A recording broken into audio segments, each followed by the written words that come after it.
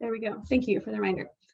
All right. As I was saying, welcome to Advocacy 101, the development process. Just a little introduction. You guys are all probably familiar with Loudoun Wildlife Conservancy by now, but just to give you a sum up, we are a membership-based, volunteer-driven nonprofit that has a mission to inspire, motivate, and engage people to protect, preserve, and restore wildlife habitat. And one of the ways that we are doing that is via advocacy work. Tonight, the topic we're going to focus on is the development process. So we're going to take a look at a development application and kind of go through the steps that it takes during the application process. And as well as a little bit of background on why the development process is important to wildlife conservation and protection.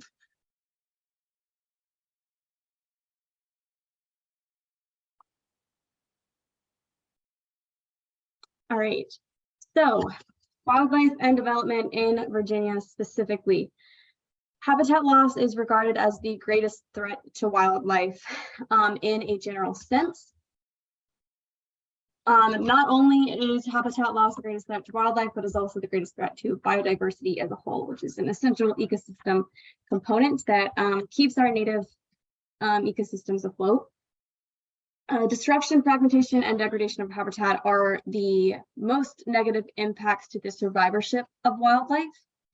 In Virginia specifically, the conservation of natural land to residential and commercial development is the primary mechanism by which habitat is lost permanently. That is a direct quote from the Department of Conservation and Recreation. And this little graphic right here is just a taken from the DCR's Natural Heritage database. It's showing you a sum up of the core habitat in the county. So a core habitat is a habitat that has an interior is not disrupted by habitat fragmentation, which is essentially can be described as habitat that has been split into patches, so it doesn't have the connectivity that is required for ecosystem to be full. It's usually interspersed with some kind of anthropogenic impact, be that trails, roads, some sort of actual development as it is.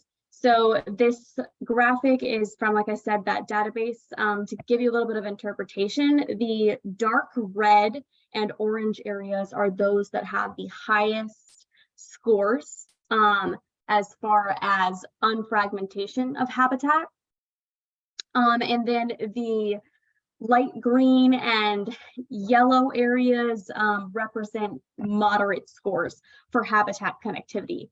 And the area that you see that is unmarked, so that kind of gray area, that is area within the county that cannot be recorded because the habitat is too fragmented to be designated as an ecological core.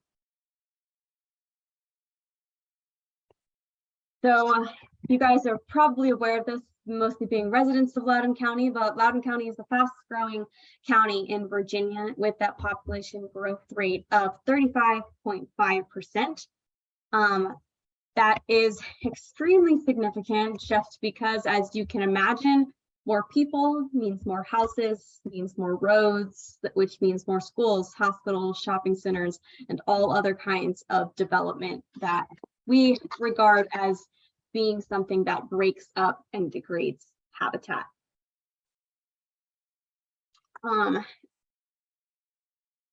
So before I move on to the next section, like I said, we're going to go ahead and go through the process of a development application, but I did want to give you guys just a little bit of background on habitat fragmentation as it relates to Loudoun County specifically.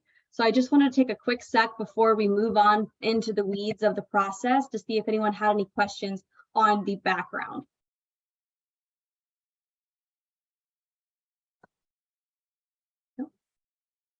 Okay, cool. All right, so understanding the development process, incredibly important for a number of reasons. Keeping track of the timeline of a given application, knowing where it will go next, it's vital to staying on top of that public input process, and as well as advocating for wildlife interests throughout it. Knowing how and why the process works makes the trends of development in the country clearer, which is really important to the long-term preservation of wildlife habitat and wildlife survivability in general. And of course, understanding your process means understanding your part in it. Staying involved from the very beginning of the decision process lets those decision makers know that you are committed to your cause. Not only does this serve to sway from a PAPO's perspective, but it is also important because typically the earlier in the process it is, the more likely the applicant will be willing to make changes. The earlier in the process that they hear that you have a concern, the more likely they'll be to address it, in other words. Not understanding the development process means you might run the risk of getting involved at too late a step, at which time the applicant is often less willing to make concessions or allowances because of how late in the process the application is and how much work has already been put into a given proposal at that point in time.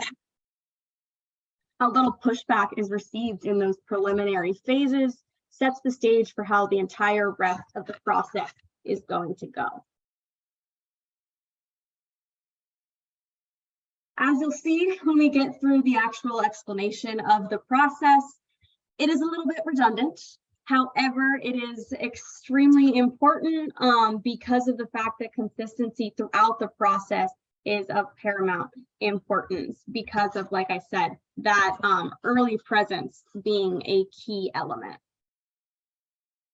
And of course, like I said, advocacy can't be practiced without understanding the institutions and mechanisms that allow for it to take place. And understanding the development process in general will allow you to take advantage of the allotments that are made to involve the community. It is called the public process for a reason. All right, so start off the process. Phase one is the pre-application. Also, just before I get too into the weeds of the actual application steps, I did just want to say a couple things. As I think stated in the invitation email, this is just going to be a focus on one specific application. The application process is obviously extremely complex, and this is going to go over the development process as it takes place just within the confines of the county government at the start. We're focusing on the public process portion of the development process for the sake of conciseness and time, but also because things get a little bit more complicated after the application, as well as the fact that this is the stage in which advocacy is most important. I also wanted to say that this will outline the steps of the standard development application process. So the standard development, we're not talking necessarily taking into considerations such as rezoning or comprehensive plan amendments or anything like that, as they have a little bit more complications regarded with them. Also, just for your own visual aid, when you're looking at the slides, the circles that are circled in a larger blue line represent the stage that has a public input opportunity. So phase one is the pre-application. This is the info gathering and community involvement step. During the pre-application phase, the applicant holds planning meetings, open houses, public input sessions, essentially gathering information around their project, as well as inviting input from the community in order to craft an attractive proposal. This is done before submitting the application to ensure that they have as much of a holistic view from the community perspective as possible. And then in phase two, that's just the stage in which the application is submitted. A little bit of an aside, that is a recent development for the development process in Loudoun County. As part of the current zoning ordinance rewrite, there is expected to be additional information item that is going to start taking place at phase two of the development process. This is going to essentially serve as an additional step to provide more detailed information on the application to the county, which can be accessed by the public and NGOs. This will increase transparency by allowing for easy access to the preliminary application information throughout the county, as well as specifically for county staff. That's just a little bit of an aside. It's not taking place quite yet, but it is in the works of being implemented. And then, so phase 3 is the referral process, in which various groups throughout the county government give input on the application. So phase 3 happens right after the application gets submitted. It is forwarded to the relevant teams, committees, advisory boards, and departments for an impact review. Each county group for whose work the application could potentially impact receives a referral. Not every group gets a referral from every application every time, only those that are relevant to whatever is being applied for and where. Typically, this process has between 1 and 2 rounds. So once the group receives the referral, they have somewhere between 60 and 90 days to submit questions and comments to the applicant. And this is where NGOs and Loudoun Wildlife specifically can start to get involved. In keeping track of where the process of the application is, and reading the documents as they do become available in LOLA, which is the, I will, if you have questions on any acronyms later on, please let me know and I will flag them for you. We can obviously keep in contact with the relevant groups in the county government that might have similar interests to us, such as the natural resources teams or the Parks and Recreation Department, as well as give suggestions for what to include in the referral reply comments to the applicant.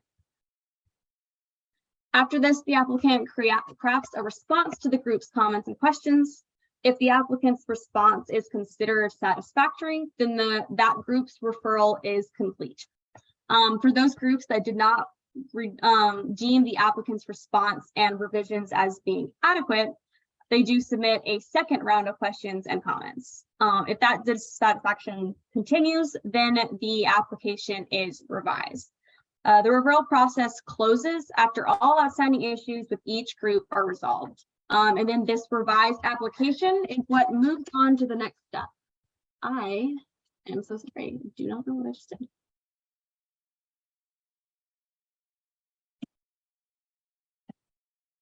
There we go.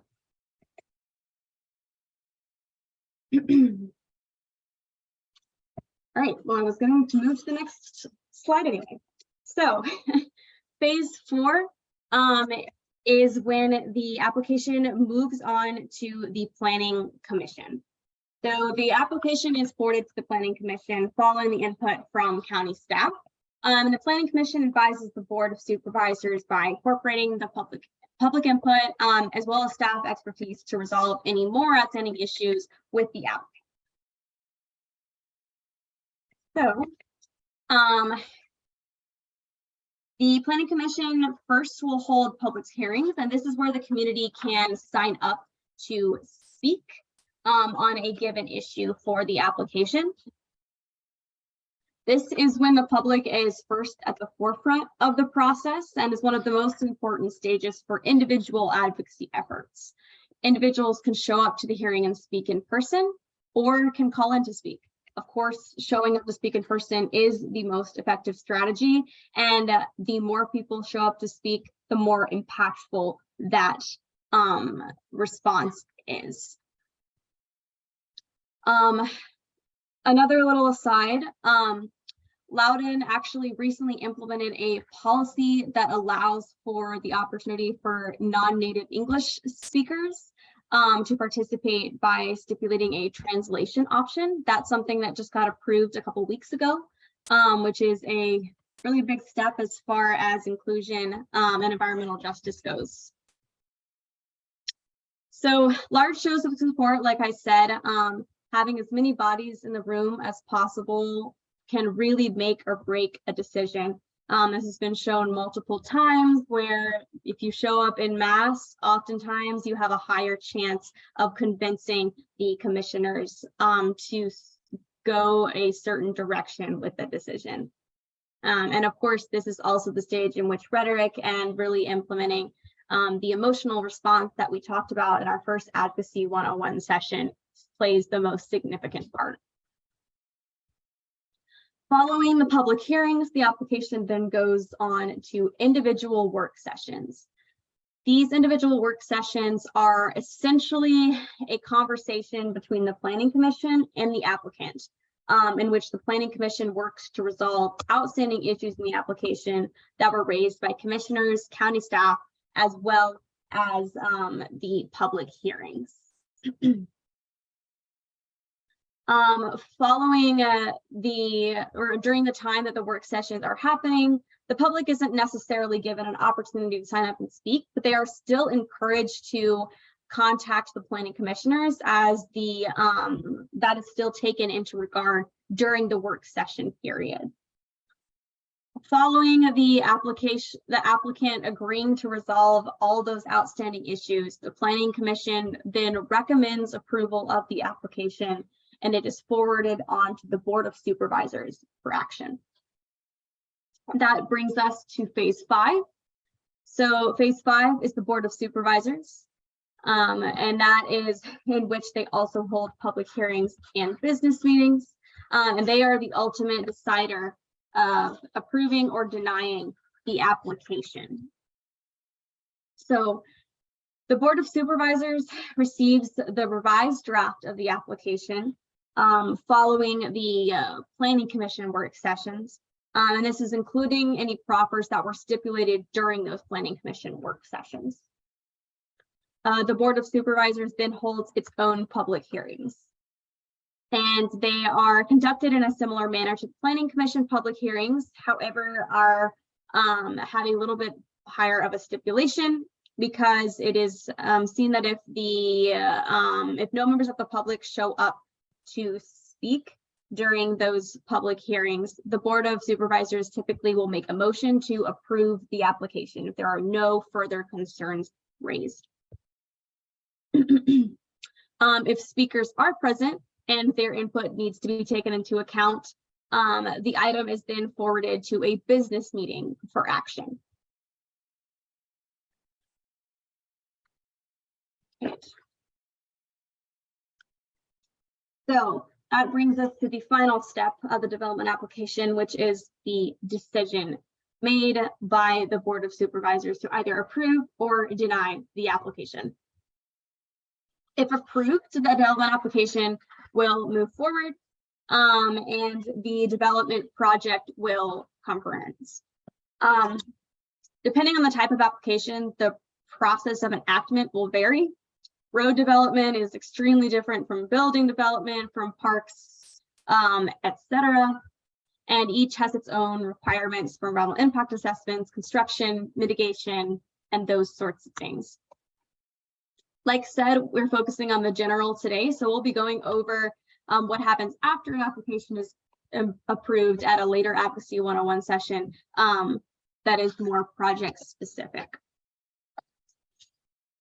All right, I know that that was a lot of information that I just threw at you. Does anyone have any questions right off the bat about the development application process or any of the steps?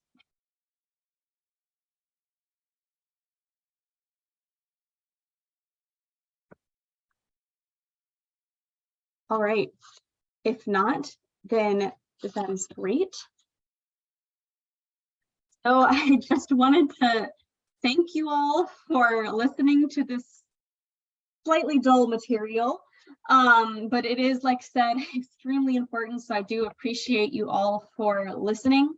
To kind of help you guys conceptualize this process a little bit more and hopefully make it a little bit more interesting, I also want to now welcome our guest speaker for the evening, Gem Bingol. Gem is the Piedmont Environmental Council's Loudoun County Senior Land Use Field Representative. She has more knowledge and experience in advocating for environmental protection during the development process than anyone that I can think of, and is here to share some challenges and success stories with you. So take it away whenever you are ready, Gem. Okay, challenges and success stories. Well, I will talk about that, but I wanted to start by just saying how important I think that this kind of session is for the public, and I'm really glad that you joined tonight to hear what Loudoun Wildlife Conservancy is offering.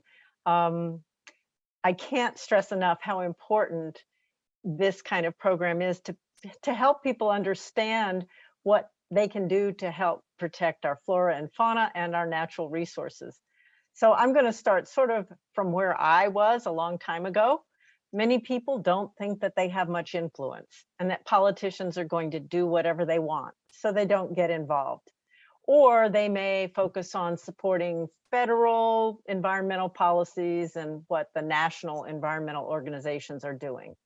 That's where I started from a long time ago, but I have learned a lot, and I am here to share with you that there is lots of evidence for our individual and collective ability to have a positive impact on the things that we care about, on the environment, on habitats, and preserving our fellow species on this earth. So I hope that this is the one point that you take away from my contribution this evening. Each and every one of us has more power to improve development applications than we realize. And even if we don't achieve the outcome we want every time, in almost every case, we will have had some impact. And most importantly, you can't win without trying. So yeah, I'm kind of doing a little pep talk here at the beginning because it is kind of boring stuff when you get into all of the details of the process, but there's so much involved there. So I'd like to deconstruct that a little bit. You know the saying that all politics are local. Well, federal regulations aside, the majority of environmental protection or destruction comes from decisions made by local officials, whether they're local government staff, planning commissioners, or the final decision makers, the board of supervisors or town councils. So why I say that is because local governments make decisions every day on how land will be used. They decide what will be protected, the amount and way that land will be developed, and whether natural resources will be preserved or destroyed.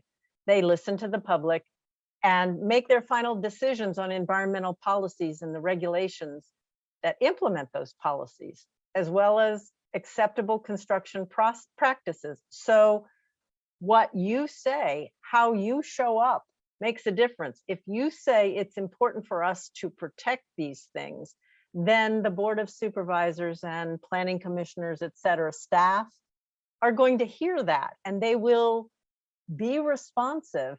Maybe not always as much as we want, but they are responsive. Now, I'll say, as a result of the decisions that Loudoun officials have made over the years, they have converted acres and acres of woods and forest and habitat to development and impervious cover. I'm not saying that Loudoun could have remained undeveloped, but if the public does not come out and speak as a counterbalance to developers and their agents who talk with staff and officials on a daily basis, advocating for what is in their or their clients' best interests, then we really don't have balance in the process. I think that public involvement is the juice that energizes public officials to go above and beyond in doing their work and making their decisions. When they just hear from developers, there's plenty of other context that goes missing. And you can't guarantee that these planning commissioners and board members come from an environmental perspective. There's a lot they don't know, and they don't even think about unless somebody puts it forward for them to think about. So Loudoun Wildlife Conservancy, PEC, and other nonprofits are part of the public, and we are here to partner with you. We can help you, we're here for you, but we are not a substitute for you. The reason I say this also is because our public officials know us. They know our perspectives, and they can predict what we're going to say, even when we make the case that we're advocating on behalf of a wide membership that we represent. They don't know you or your interests. what's directly important to you, and most importantly, what you care enough about to take time from your busy schedule to write a letter, make a call, or show up and speak at a public hearing.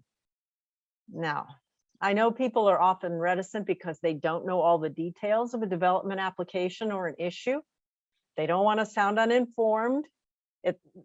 Hey, it's not comfortable doing public speaking for most people. Certainly, I'm not very good at it without my paper to be able to refer back to. And people don't know all the details. They don't want to sound uninformed if they were to be asked a question. Now, I'll just give you a little inside information. That never happens in a public hearing. Nobody's ever going to ask you, well, what do you know about that? Or anything about anything. They're just anxious to get through hearing from everyone. You know what you value, how you feel about your values, what concerns and worries you, and the outcome that you would support. Talking about these things is way more powerful than reciting a bunch of facts. So we always encourage people to speak from their hearts and share their concerns. As I said, we are here to support you. So we scour the staff reports and referrals from the various departments to assemble facts, crucial details, and let you know when the critical decisions are made. So you hopefully have a chance to most easily and effectively make your pitch. Now, just talking about that process, I'm going to go back through it a little bit. When developers are in the pre-application stage, they may reach out to the community, but they may not. Sometimes they just come in with an idea and they want to see how staff is going to react to it.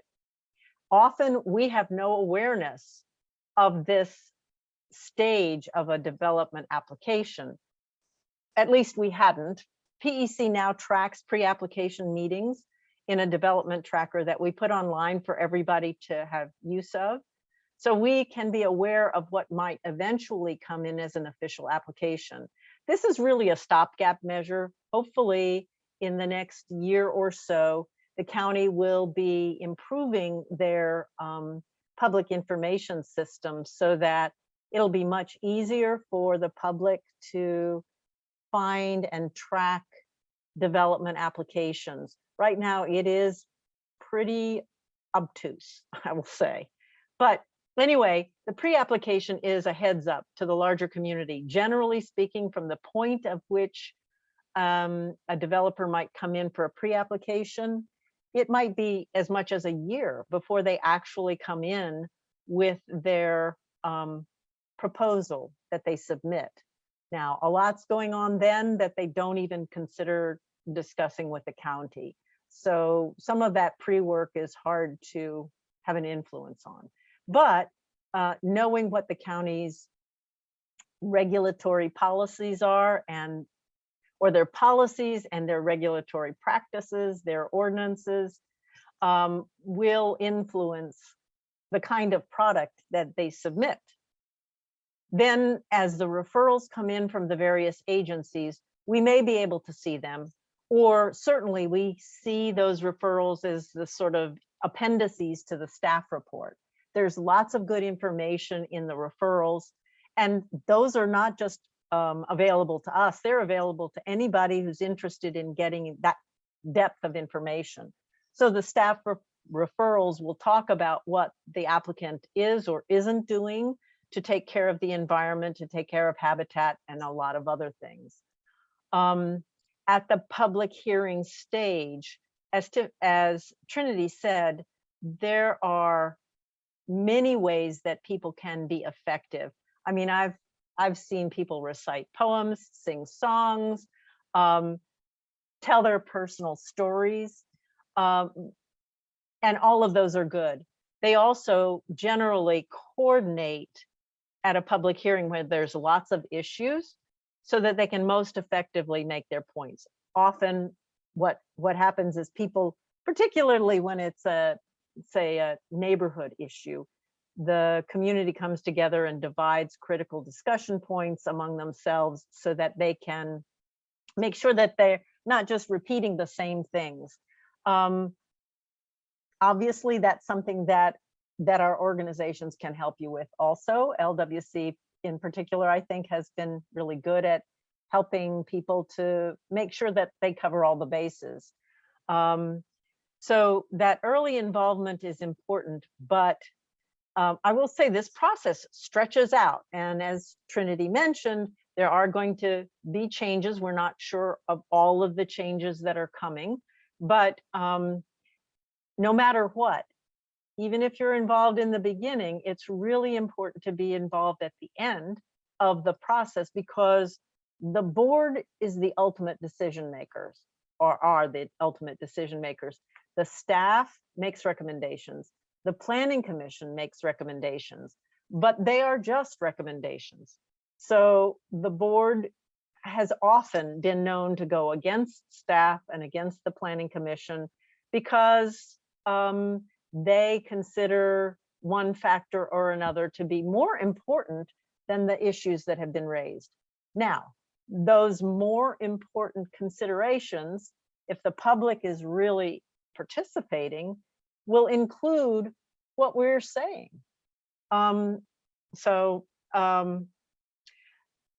The planning commission public hearing, the board public hearing are both critical times. We will not give up until the very end. So even at the meeting where the board makes their final vote, if we're seeing that something needs to be addressed that we think is critical, we will encourage people to come out for those meetings and speak then as well. So those are your actual public speaking opportunities. Obviously, LWC sends out lots of emails about things that you can do, gives you talking points to write to the supervisors and the planning commissioners with your thoughts. There are other aspects of public involvement, and I think that people need to know those things also. So in addition to emails, if you're comfortable giving a call to a board member's office or a planning commissioner, you can let them know that you are concerned about an issue and you want them to register your concern with the supervisor. Even if you don't talk to the supervisor, you can talk to their aides and let them know. Often the aides will give you information about where their supervisor stands. And I would always encourage you to ask questions, because really what this is about is developing relationships. It's not just us as nonprofits that develop relationships with decision makers, but also residents. You know, it's good for as many people as possible to make themselves known to the Board of Supervisors, and you know, recognizing that everybody is influenced by their relationships, I think is important to keep in mind. We encourage people to ask for meetings to discuss their concerns. We can participate in those meetings or not. Actually, often, if residents have a good idea of how they want to talk to supervisors, points that they want to stress, they can do that on their own. Just get a couple of people together and go into their offices. But today we have, with Zoom, a better opportunity than we've ever had to be able to talk to supervisors, because we don't have to actually show up in their offices. A lot of the supervisors now have gone to having Zoom meetings more than they have to actual meetings in person. I guess I can tell you that I've had major wins and major losses over my time of being involved in trying to influence the public process. And the wins and the losses teach us a lot about you know, what we can do to be most effective. And even when we pull out all the stops, though, I will say I've had some major disappointments, and I know that LWC has as well. We generally are aligned on the issues and the applications. So, but we're not. Sometimes we take the lead. Sometimes LWC does. Sometimes it's even a larger group than that. But I will say that when the public really gets engaged, I've seen where a young woman who was extremely passionate about a development application in her neighborhood. It was Goose Creek Overlook a couple of years ago. She got so involved that she started a petition. She really did a lot of the kinds of things that our organizations might do, but she took the initiative and did it herself. She created signs and talking points, and even though the decision was made against what we wanted, in other words, the development application was approved, one of the supervisors, Mike Turner specifically, within the time frame that he could come back and reverse his opinion or decision, he decided to do that. And it was a shocking win, honestly. But we now have that situation where that development application was going to happen. Now the county is looking at purchasing that land and protecting it. So I will give you that as a opportunity or as inspiration, I guess, to never give up, because even when you think it's over, it may not be over. And the opportunity to influence somebody is still there, because what we didn't really talk about is the fact that once a board has voted on, made a decision on anything, they can come back if they voted in the affirmative. In other words, if they voted in the majority for what the decision was. And so in this case, they voted to approve this application. Then Mike Turner came back before the next board meeting and said he wanted to reconsider. And if the board will do that, he raises the vote. And if the people continue to have basically the same positions that they did before, this really only works when you have a split decision, a 5-4 decision, which was the case in this particular example. But the board members reconsidered the vote, and then he switched his position to deny the application. So even when you feel like it's over and you're, sort of having to face up to that loss, I have this example to show you that it may not be over. And that has happened, it doesn't happen all the time, rarely, but it is a possibility. So I'm going to just stop there and see if you might have any questions about that, the process, concerns about speaking up, or anything, any aspect of participation that you might want to talk about.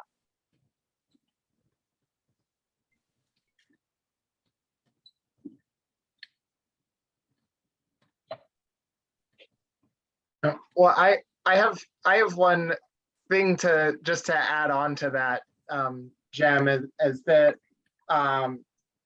we're breaking down these Advocacy 101 series. So some of our future sessions are going to include how to write your elected official and how to speak at the public hearing. So we're going to be doing deeper dives into those elements. And I know Trinity is going to talk about sort of ways that people can get involved in different ways. But I just wanted to put that out to everyone else, that this whole educational series, we're trying to break it down in bite-sized components for everyone, and then we can dive in more, such as like showing where to find these documents. But that's part of like our work on the back end, is to do that research for the members of the public. so that they can consume it in easier bite-sized pieces. And speaking of the Goose Creek overlook, because the decision to reconsider a vote is very much a Robert's Rules of Order. And I was told by a past board president with a previous organization of mine that those who know the process have the most chance of influencing change. And he was a former registered lobbyist. So those who understand the process are more likely to influence the outcome because they know how things work.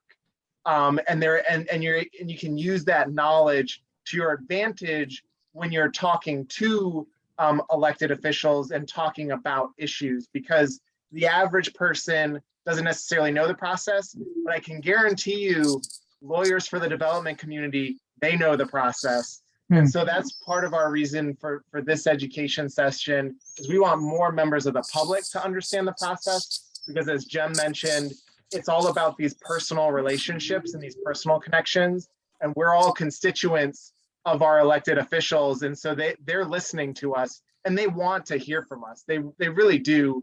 And if we're passionate about something, they will buy into our passion, and that can have an influence. So I just want to thank you, Gem, for sharing that. And I couldn't agree more with that, everything you said. And I just wanted to emphasize some of those points a little bit more too, because it's the power of people is really powerful.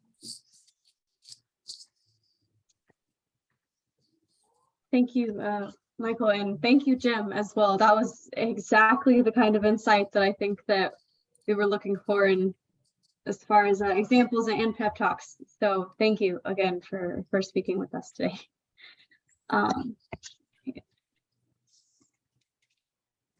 So just to kind of wrap up, talking about, now that you know a little bit more about the process, about how a development application gets approved, how do you play your part? What can you do to influence this process? The first one, Jim outlined very well in what she was just saying. It's all about participation. You have to take part in that public process. Sign up to speak at the public hearings and business meetings, attend the open houses, write your representative. However, you have the capacity to help influence those decisions is incredibly important, as well as doing it in the way that you think works best for you. Obviously, like said, this development process it's pretty weedy and it can be a little bit complex. But being as important as it is and being as complex that it is, it means that there's a part that everyone has a strength in. Rather your strength is writing, then you can write your letters. If your strength is speaking, then you can speak. If, like said, you want to say a poem, say a poem. However works best for you, but really exerting your influence and taking advantage of those allocations that are made that allow for community involvement in this process is of paramount importance. And then a little bit more fine-tuned, other things you can do is volunteer. At Loudoun Conservancy, we are out here aiming to cultivate a group of volunteers to help with advocacy work from the NGO side. So those are those things that are, like said, a little bit more in the weeds. The actual review of the applications to look at potential problem areas for wildlife. The reading of the referral comments and documents during the referral stage for those specific government groups, and being in communication with them, as well as submitting the comments to the committees and those kind of things. Those are the kind of things that we are always looking for volunteers to help us with, as it is a pretty big undertaking, but as big and complex as it is, it's just as rewarding when you have major successes, such as the one that Gem gave. And Trinity, I see Karen has her hand up. Oh. Yeah, hi, I just wanted to ask a question. How effective are these pre-written letters? I think LWC has done it in the past, and I've recently signed two coming out of American Battlefield Trust Harmony. or One over harmony, one personal. data centers. How effective are those, the pre-written letters where you just kind of sign your name and it sends off? I mean, are you doing anything or is it not effective? I would say that any input that you give is effective, and those pre-written letters are largely to show that mass support. So the more people that are emphasizing a certain thing, the more likely it is that that thing is going to be taken into consideration. And as far as conceptual effectiveness, Michael might be able to give you a more definitive example from that as far as the recent years, like you had asked. Yeah, and a more just a more nuanced answer is it depends, because as Trinity mentioned, showing that there's a lot of broad support for something definitely has an impact, depending on the elected official and whether it's a county official or a state official or a federal official. Their own offices will kind of give weight to those form letters a little bit differently. Oh, So interesting. it's still effective, but the most effective way is to take those talking points from a form letter and add your own personal story to it. And it makes it a little bit more unique. So that way, while it does have an impact to have, say if an elected official wants to count those form letters as one comment, with 1,000 emphasized 1,000 times versus counting them as 1,000 comments, and it varies. Quite honestly, talking with different elected officials over the years, everyone does it slightly differently. But if you take those words and you put your personal story on top of it, that's definitely, there's no way that you can. It's unlikely that an elected official will count that the same as other ones. That said, as Gem mentioned, supervisors give different weight to different things. So even they'll go against staff recommendations sometimes they'll go against the planning commission's recommendations. So even if there is mass support, public support for something or against something, they might not give as much weight to it. But it does have an impact, and it's easy to fill out those form letters, and it does show that broad support. So one thing that we've tried to do in structuring our comments is design it in a way where we realize a lot of people will be copying and pasting, but we also want people to be able to plug in their story at the top of it. At the same time, as you mentioned, we have done postcard campaigns. I know PCS and doing petitions, it can definitely be a tactic to use as part of this process. And so it depends. And sometimes as Gem mentioned with the Goose Creek Overlook, that grassroots effort, it's really authentic. And there were we were behind them saying yes and feeding information to those people, but it was really those concerned citizens who were able to get this groundswell to come up and making the difference and the change. And so that's something we as nonprofit organizations, we're trying to create and provide the structure and resources to have these grassroots movements, so then our members can feel empowered to raise and elevate their voices, because that's where the strength in numbers really comes in. But it never hurts to fill out those form letters and send them in, because whether they count it as one comment with a 1,000 emphasis or 1,000 comments, it's still contributing. And as Trinity mentioned, that broad support is definitely part of it. But from our perspective, it's often one of many tactics, as there are many places to have input, and depending on people's passion and comfort level, whether if they just have the capacity to send in a form letter, great. If they have the capacity to type a more personalized message, great. If they have time to pick up the phone and schedule a meeting, that's great too. So we want to encourage all of those, because all of those tactics combined can have a big difference. Thanks. That was a very insightful, interesting answer. Thank you. Yeah. Thank you for the question, Karen. I was going to actually go ahead and open the floor to any questions about anything that we've talked to thus far. So are there any more queries regarding anything that we talked about tonight?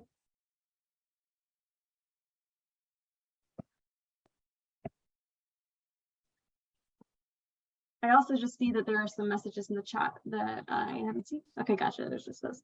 Awesome. Well, if there is nothing else, did you want to have any final points, Michael? Just in closing, I want to say thank you to everyone attending tonight. We are recording this, so we know that some people signed up who couldn't make it, and other people like to watch the recordings later. So we are going to be putting all this information onto our website. This video and recording will go onto our YouTube channel.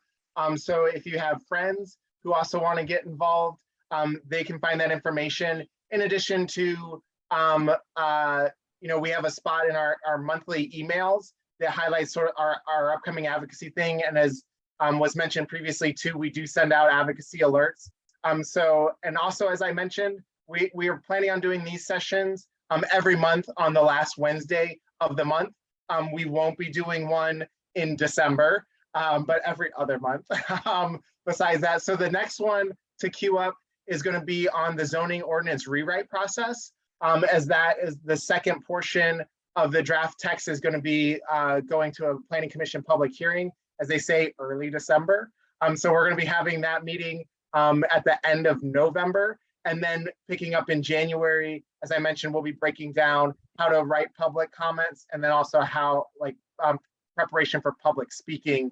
Because as we've also mentioned, these are a very long process. So in the zoning ordinance rewrite, for example, we're at the planning commission public hearing phase. And also the planning commission is doing some work sessions. And then after that, it's going to get forwarded to the board of supervisors. And so one of the things that we're wanting to do is educate you all and hopefully get more volunteers. So when that comes to the Board of Supervisors for public hearing, hopefully in the first half of next year, you all will feel that you have the power, the tools to become empowered to make some thoughtful comments, because that is a really big topic. I mean, that's as Gem mentioned, our policies and regulations, and the zoning ordinances are regulations. So that's just as we had a big push for the comprehensive planning process a few years back, the zoning ordinance in some ways is even more impactful, because that's the actual legal regulations on what can and cannot be done. So I'm rambling a little bit, but just to wrap it up, thank you all, and I want to thank Trinity for putting all this together as our new conservation advocacy specialist, and I want to thank Gem for sharing your knowledge and insight on this as well. So thank you all so much. Absolutely. Thank you all for coming, and thank you, Gem, for speaking. Thank you for inviting me. I hope everyone has a great evening. Feel free to contact me if you have any further questions, as well as Michael. And thank you for attending. Good night. Thank you all.